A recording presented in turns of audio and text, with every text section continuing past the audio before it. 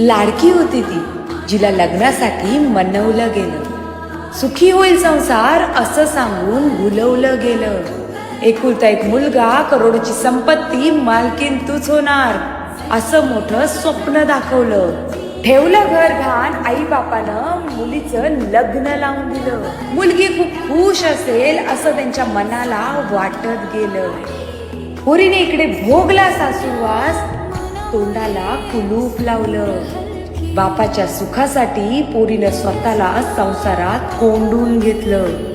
आयुष्यभर जे कमवलं बापानी ते सगळं पोरीसाठी संपवलं. लेकीने बापाच्या सुखासाठी संपूर्ण आयुष्यच पणाला लावलं.